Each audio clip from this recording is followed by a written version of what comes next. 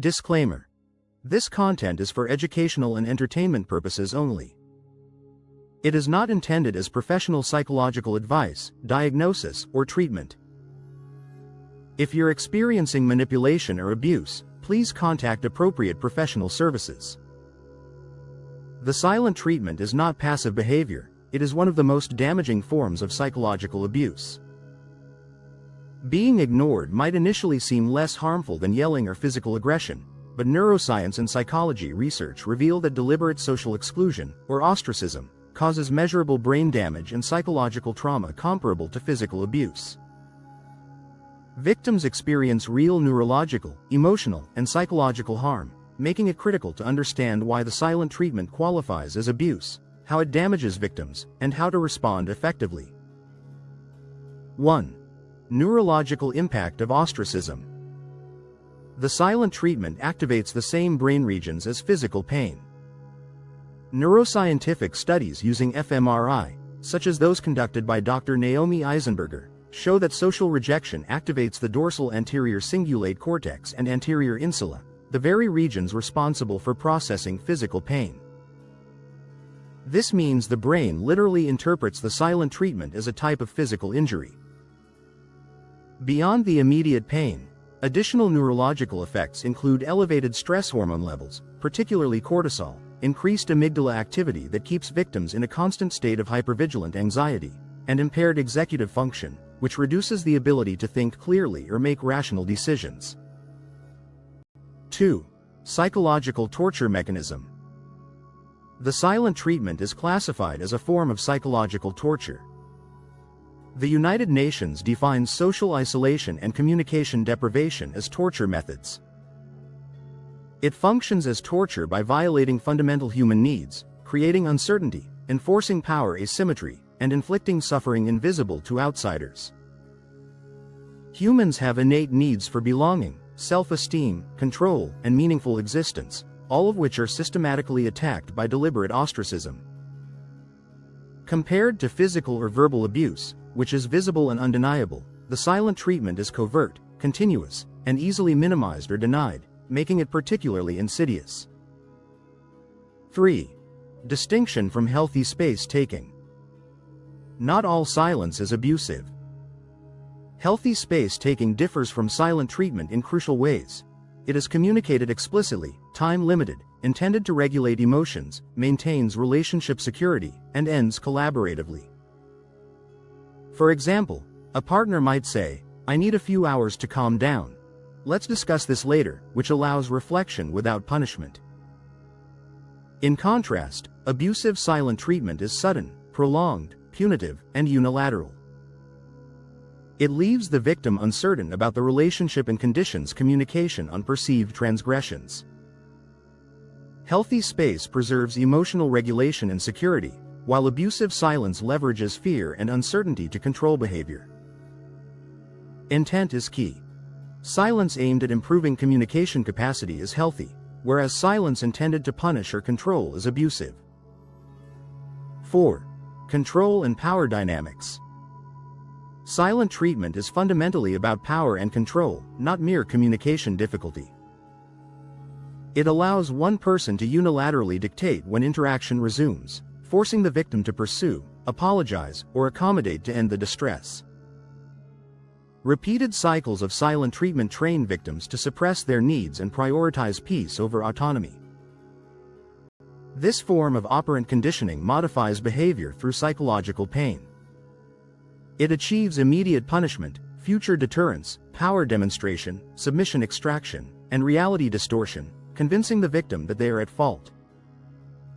Over time, this erodes self-agency, consolidates the abuser's control, and conditions the victim to avoid expressing needs that might trigger silence. 5. Emotional and psychological damage. Extended or repeated silent treatment has profound psychological consequences. Victims experience anxiety disorders characterized by hypervigilance, panic about relationship status, depression, feelings of worthlessness, and isolation. Complex PTSD, attachment wounds, and self-esteem destruction are common.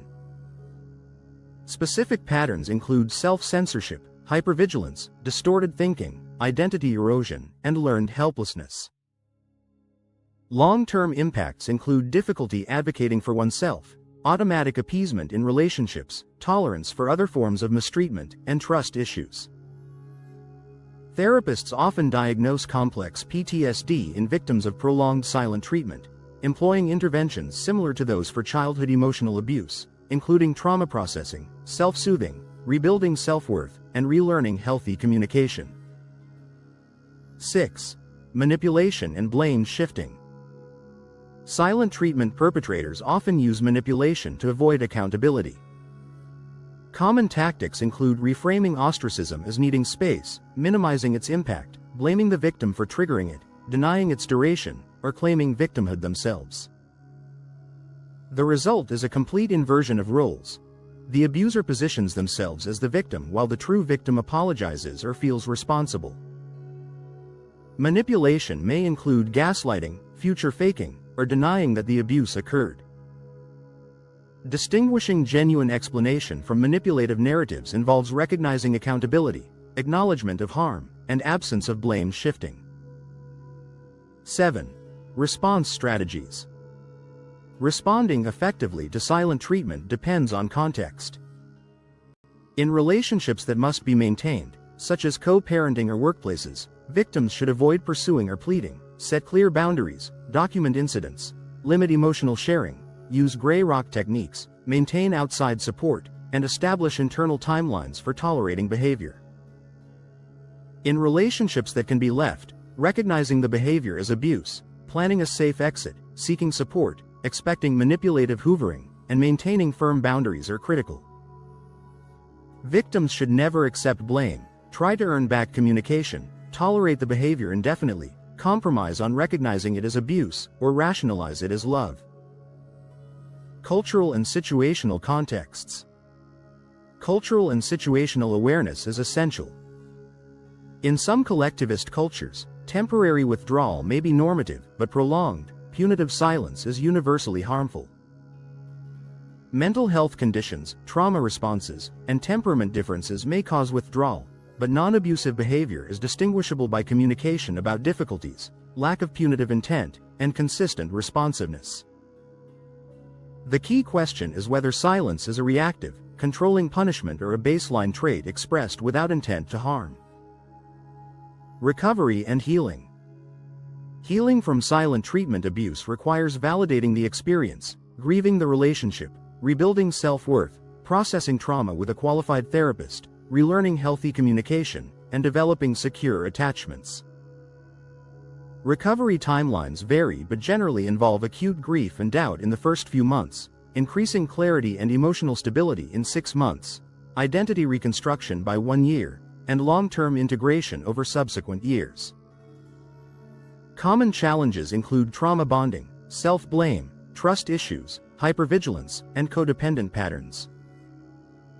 Therapeutic approaches such as trauma-focused CBT, EMDR, attachment therapy, and group therapy support recovery and the development of healthy relationships. Prevention and red flags. Early recognition prevents deeper damage.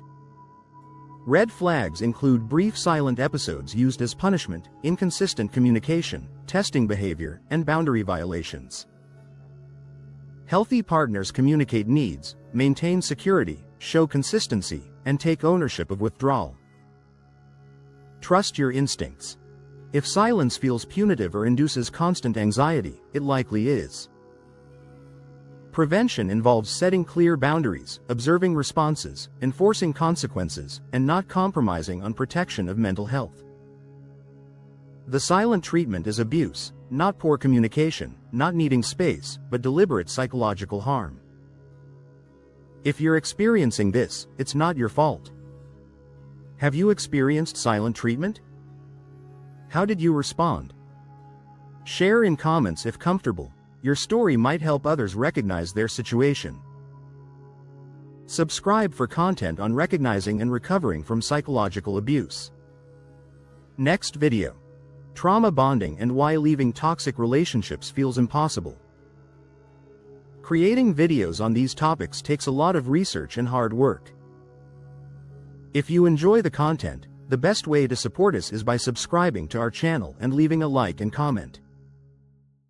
Your support motivates us to keep delivering high-quality videos. This content is intended for educational and entertainment purposes only. It is not professional psychological advice, therapy, or medical guidance. The information presented is based on psychological research and principles but should not replace consultation with licensed mental health professionals. If you are experiencing abuse, manipulation, or mental health concerns, please contact National Domestic Violence Hotline, 1-800-799-7233. Crisis Text Line. Text HOME to 741741, your local mental health services. The creator and channel are not responsible for any actions taken based on this information.